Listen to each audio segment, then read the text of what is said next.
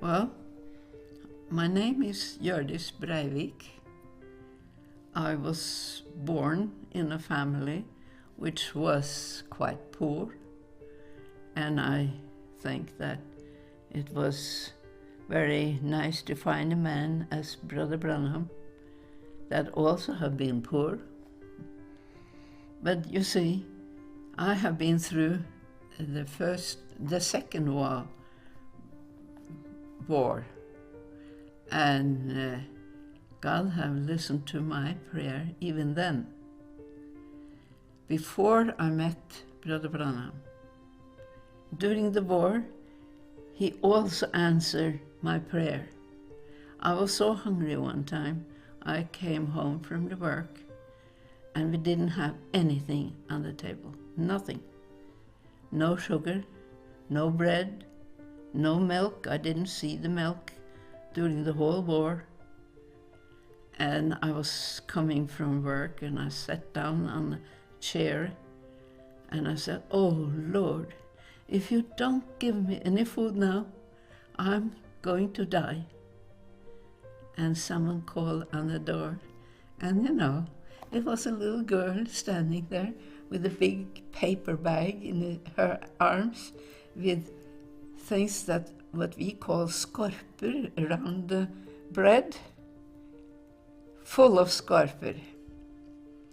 And she said, "I should ask from my mother if you wanted this." And I said, "You have just saved my life." God bless her. And I hugged that little girl. I said, "Thank you." I am from Norway. I came to USA in 1952, and as an exchange nurse. I went to Branham's meeting in Philadelphia Church in Chicago at first time that year, and I tried to find out what kind of a person Brother Branham was. And he started with his childhood, and I thought to myself, this man wants a lot of money in the usher. I was very skeptic to him. And after a while, it seems to me that he had my thought already, because he stopped in his meeting and he said to someone in the audience, "You that are sitting there, you have such and such sickness, and if you believe, you are healed now." And the power of the Lord was filling the whole audience, and I enjoyed it. And I said to myself, he must be a man of God after all. Then the power sort of went off, and I thought, he could have been agree with her to say something like that. He stopped again right after my thought went out, and he did the same thing again, pointed on someone and said the same thing, and the power of the Lord was so mighty, it filled the whole audience. And of course, I said, well, could it be that he had been agree with too? Then he did it for the third time, stopped in his preaching and pointed at someone sitting nearby me. And he said to that woman, "You are living with your son and daughter-in-law. They have for a long time tried to get rid of you. They have even put sharp things in your food. But you haven't told that to anybody. But from now on, you shall see a new power in your home, because those two are in a meeting, not here, in another meeting, but they are giving their souls to the Lord. And from now on, you shall see that you have peace in your home." And I can see her reaction. She started to cry of joy, of course. But then I said to myself, this man is a prophet for our time. I tried to reach Brother Branham as wherever he was, so I had at least 4 meetings later on. One of them was when he was stepping backwards from the pulpit, and a voice said, "This is not Branham that is speaking, that is I, the Lord. I am only using his voice cord."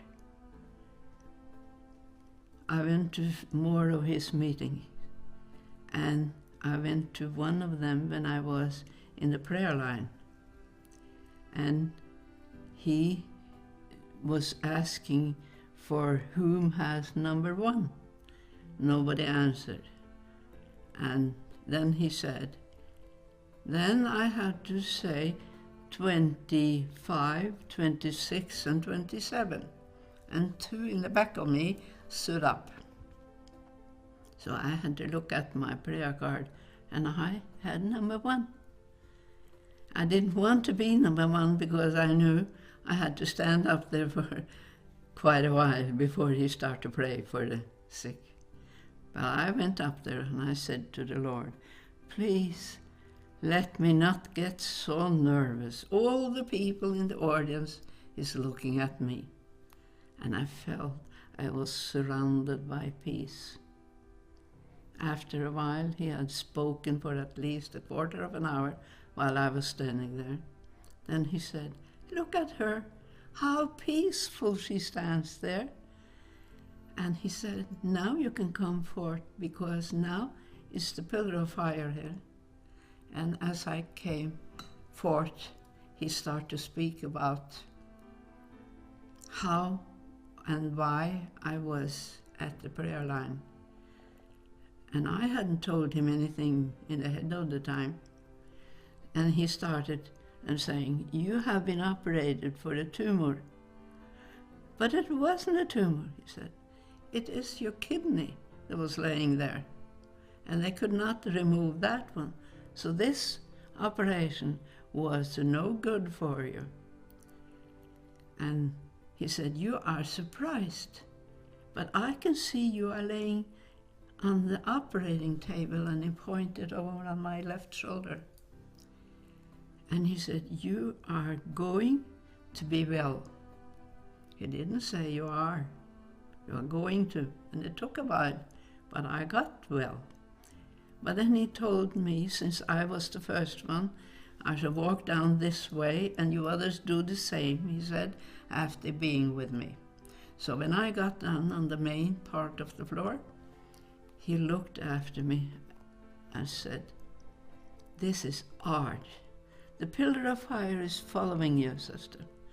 And that was because I had said it was so wonderful to stand there, because I enjoyed it. It was like being in heaven. The atmosphere around Brother Branham was divine. And then he said, is that your husband? He was carrying our son on his arm and come forth. I said, yes. He said, whatever is going to happen, you shall know the Lord is with you. And the Lord has been with me ever since.